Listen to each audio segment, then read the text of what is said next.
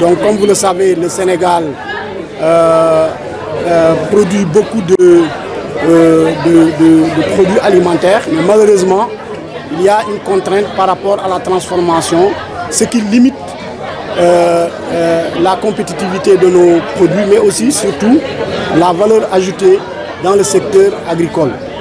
Donc, c'est pourquoi nous avons accompagné dans les 5 régions des cibles. Et là, à Thiès, nous sommes là aujourd'hui dans le cadre d'une série de cérémonies de graduation des cohortes 4 de l'Institut de technologie alimentaire et la cohorte 2 de l'Université Gaston Berger de Saint-Louis. Donc, après 2 mois, ils reçoivent le parchemin pour dire que quand même, ils sont bien outillés. En termes d'accompagnement et de suivi, qu'est-ce que prévoit le projet pour eux? Au regard des expositions que nous avons là ce matin, qui constituent un échantillon très limité de bénéficiaires, on se rend compte de la qualité de la formation et de l'innovation qui en découle. Cela montre un peu que le choix de ces programmes est pertinent dans la mesure où ce programme a permis à beaucoup de jeunes et de femmes de démarrer des activités génératrices de revenus, mais aussi de mettre en place des PME qui ont généré beaucoup d'emplois dans les 5 régions, ce qui est en cohérence avec la vision des nouvelles autorités de faire de l'emploi, mais aussi de l'industrialisation des priorités dans le cadre de la vision 2050 du nouveau référentiel. Et quelle est la durée du projet? Le projet initialement avait une durée de 5 ans. Donc nous avons obtenu une prorogation de 2 ans. Donc nous sommes à l'avant-dernière année. Donc il nous reste 1 an de mise en œuvre. Mais l'évaluation montre que le projet a fait beaucoup de résultats. Des résultats intéressants dans les régions. Et aujourd'hui à Thiès, nous constatons que véritablement beaucoup de bénéficiaires ont démarré des activités qui ont un impact social et économique dans la région. Est-ce qu'ils bénéficient d'accompagnement? Bien sûr, bien sûr. Dans le cadre des autres volets du projet, nous avons une ligne de crédit de 1 milliard en partenariat avec la Banque agricole, mais aussi nous avons une convention avec l'ADPME qui accompagne les petites et moyennes entreprises que nous avons accompagnées. Et dans la région également, cet accompagnement se déroule de façon satisfaisante. Vous aviez dit que vous avez une forte demande, notamment 515 demandes, mais vous êtes parvenu à former seulement 206. Qu'en est-il du reste? Oui, bon, comme vous le savez, le gouvernement met en œuvre plusieurs programmes et projets. Dans le cadre du PDCEJ, l'objectif avec l'ITA, c'était de former 1000 dans les 5 régions et avec l'UGB, 500. Donc nous avons largement dépassé ces objectifs et nous croyons que le gouvernement va mettre, en tout cas dans le cadre du nouveau référentiel, d'autres programmes et projets pour prendre en charge ces besoins pour atteindre les objectifs assignés dans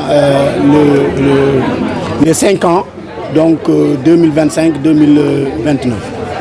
Voilà, on peut passer au Wolof, monsieur le coordonnateur. Nous tënk ko rek. Voilà. Waaw, man maa ngi tudd Sékou Badji, man maay coordonnateur projet d'appui au développement des compétences de l'entrepreneuriat des jeunes. Donc projet bi nga xam ne gouvernement du Sénégal moo ko créé ànd ak Banque africaine de développement. Donc projet bi dañ ko jagleel ndaw ñi ak jigéen yi ci juróomi région. Mooy région de Saint-Louis, région de Thiès, région de Dakar, région de Kaolack ak région de Ziguinchor. Donc projet bi donc dafay gunge ndaw ñi jigéen ñi ak entreprise yi ci 4 secteurs mooy wàllu pétrole ak gaz, wàllu cuirs et peaux, der, énergie solaire ak agroalimentaire. Ndax xam ngeen Sénégal dafa doon dëkk boo xam ne dañuy béy lu bëri waaye lu ñuy soppat ni dafa néew trop loolu moo tax suñu secteur agricole dafa néew lu mu indi valeur ajoutée loolu moo waral béykat yu bëri dañuy gàddaay dañuy jógee àll bi di dem Dakar wuti liggéey ndaw ñu bëri donc xaddi jël gaal yi di dem tugal ndax lépp lu ñuy béy duñ ko transformé loolu tam indi na chômage bu bëri ci dëkk yi ak pauvreté loolu moo waral gouvernement bi ànd ak Banque africaine de développement donc créer projet bi donc ci biir liggéey bi ñun tam dañu signé ay convention ak structure yu bëri comme ITA Université Gaston Berger nga xam ne dañu xarañ ci seen domaine pour former gunge jeunes yi ak jigéen ñi ak entreprise yi ngir ñu créer xëy yu bëri indi koom-koom si dëkk bi donc fii ci Thiès donc formé nañu bu ñu jëlee ITA ak université ay ndaw ñu bëri ak entreprise yu bëri yoo xam ne judd nañ ci formation bi li ñu wane tey muy exposition bi ñu wane firinde na ni formation bi accompagnement bi bu am qualité la ndax ku wax ITA xam ni institution boo xam ne depuis 1963 la ko nguur gi créé luy liggéeyam mooy gëstu ci wàllu recherche ci wàllu mbéy lu ñuy transformer lépp li nga xam ne meññeef la wala lu ñuy béy la wala lu ñuy jëlee ci géej wala lu ñuy jëlee ci sàmm wala lu ñuy jëlee ci àll bi donc